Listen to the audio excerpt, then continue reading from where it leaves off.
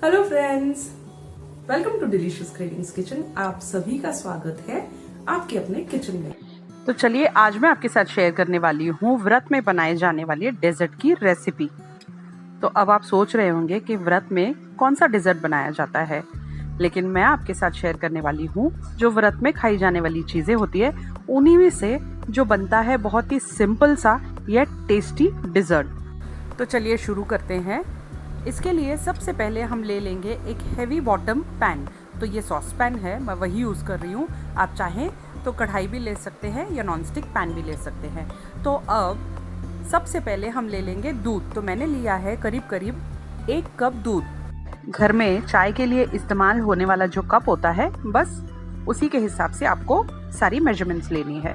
तो 1 कप दूध में हम डाल देंगे एक छोटा चम्मच घी का, और गैस के फ्लेम को हम कर देंगे हाई। और इसमें डालेंगे हम 2 बड़े चम्मच चीनी आप कम या ज्यादा अपने हिसाब से कर सकते हैं। और आप देखेंगे कि दूध को धीरे धीरे उबाल आने लगेगा। तो जैसे ही दूध को उबाल आता है, इसे थोड़ा सा अच्छी तरह से चला लीजिए ताकि चीनी जो है इसमें अच्छी तरह से घुल मिल जाए। और इस स्टेज पे हम डालेंगे इसमें 1 कप साबूदाना। तो 1/4 कप को मैंने 2 बार इस्तेमाल किया है। तो ये 1 कप दूध है और 1 कप भीगे हुए साबूदाना है। साबूदाना को मैंने रात भर भिगो दिया था। और साबूदाना डालने के बाद हमको गैस के फ्लेम को हाई रखना है और इसे कंटिन्यूसली इसी तरह से चलाते रहना है ताकि इसमें चीनी वगैरह बहुत अच्छी तरह से मिल जाए। और आप देखेंगे धीरे धीरे दूध गाढ़ा होने लगेगा और साबूदाना जो है वो ट्रांसपेरेंट होने लगेगा। तो इस स्टेज पे जब आपको लगे कि साबूदाना काफी अच्छी तरह से पकने लगा है, तब आप इसमें डाल देंगे ये केसर वाला दूध। तो 2-4 चम्मच दूध अलग रखा था मैंने, और उसमें मैंने डाल दिए थे कुछ 10-12 रेशे केसर के। तो ये केसर वाला दूध आपको इसमें डालना है और इसे कंटिन्यूसली चलाना है उस वक्त तक जब तक कि ये गाढ़ा हो जाए। और अब डालिए इसमें काजू, बादाम और पिस्ता की कतरन। और अब इनको अच्छी तरह से आपको स्टर करते रहना है जब तक कि ये जो साबूदाना की खीर है ये काफी गाढ़ी हो जाए। तो आप देखेंगे धीरे धीरे 2-4 मिनट के अंदर ये साबूदाना जो है वो पूरी तरह से पकने लगेगा और कुछ इस तरह से आपकी खीर जो है वो गाढ़ी सी हो जाएगी। तो बस अब इसे ठंडा होने के लिए छोड़ दीजिए। गैस को कर दीजिए ऑफ और इसे अच्छी तरह से ठंडा कर लीजिए। और ये लीजिए, हमारी खीर पूरी तरह से अब ठंडी हो चुकी है। तो चलिए अब आगे की तैयारी करते हैं। तो ये है हमारी रबड़ी। तो मैंने ले लिया था 1 कप दूध और उसी के साथ साथ मैंने लिया 1 कप मिल्क पाउडर। तो ये अमूल्य का मिल्क पाउडर है। अगर आप व्रत में अमूल मिल्क पाउडर का इस्तेमाल करते हैं तो कुछ इस तरह से आप रबड़ी बना सकते हैं घर पर ही, या फिर आप दूध में से रबड़ी बना लीजिए। और अब हम लेंगे हमारी साबूदाना खीर। तो ये दोनों ही चीजें इस्तेमाल होने वाली है। और इसके साथ साथ हम लेंगे कुछ चेरीज जिन्हें मैंने बारीक सा काट लिया है। साथ ही साथ हम लेंगे काजू और बादाम की कतरन। और हरे अंगूर को मैंने थोड़ा थोड़ा छोटे छोटे पीसेस में कट कर लिया है। इसी के साथ साथ हम लेंगे पिस्ते की कतरन।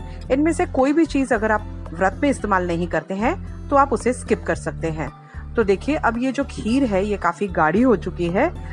और अब हम हमारा जो डेजर्ट है उसे थोड़ा सा असेंबल करने वाले हैं। तो मैंने ले लिए छोटे छोटे से कांच के बोल्स, और इनमें मैं अब डालने वाली हूँ 2-2 चम्मच करके ये गाढ़ी सी हमारी साबूदाना की खीर।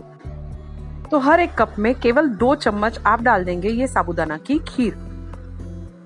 और जैसे ही ये सारे कप्स आप भर लेते हैं, हम इन्हें थोड़ी देर रखेंगे फ्रिज में, करीब करीब 5 से 10 मिनट के लिए सेट होने के लिए।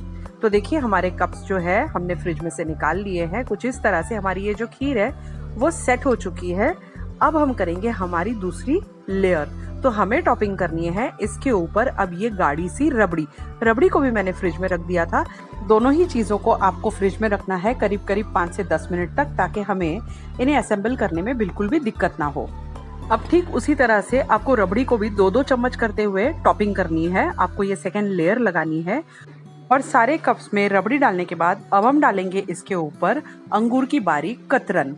तो चारों कप्स को आपको अंगूर की कतरन से इसी तरह से टॉपिंग करनी है। और एक छोटा चम्मच आप डालेंगे इसमें काजू बादाम की कतरन। साथ ही साथ हम डालेंगे इसके ऊपर बारीक पिस्ते की कतरन। तो आप ड्राई फ्रूट्स जितना डालना चाहे उतना इसके ऊपर डाल सकते हैं।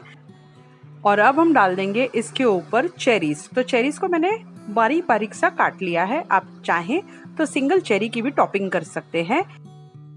चेरीज डालने से हमारा ये जो डिज़र्ट है ये खाने में बहुत ही स्वाद लगता है और देखने में उतना ही प्यारा लगता है। तो डिज़र्ट पूरी तरह से असेंबल हो चुका है। इस स्टेज पे अब इसे आप रख लेंगे आधे से 1 घंटे तक डीप फ्रीज़र में। ध्यान रखिए आपको इसे डीप फ्रीज़र में रखना है आधे से 1 घंटे तक, ताकि ये पूरी तरह से आइसक्रीम की तरह सेट हो जाए। और जब आप इसे चिल्ड सा निकालेंगे तो ये खाने में बहुत ही ज़्यादा स्वाद लगता है। आप इमेजिन भी नहीं कर सकते हैं कि आप व्रत में कुछ इस तरह का डिज़र्ट खा सकते हैं, जो कि बहुत ही डिफरेंट सा है और व्रत में इस्तेमाल होने वाली चीज़ों से बनाया गया है। तो आपको ये वीडियो कैसा लगा कमेंट करके ज़रूर बताइएगा और इसे ज़्यादा से ज़्यादा अपने फ्रेंड्स और फैमिली में शेयर करना बिल्कुल ना भूलें। वीडियो अच्छा लगा हो तो प्लीज़ प्लीज़ प्लीज़ इसे लाइक कर दीजिए। अगर आप हमारे चैनल पे नए हैं और पहली बार आए हैं तो चैनल को सब्सक्राइब करना बिल्कुल ना भूलें।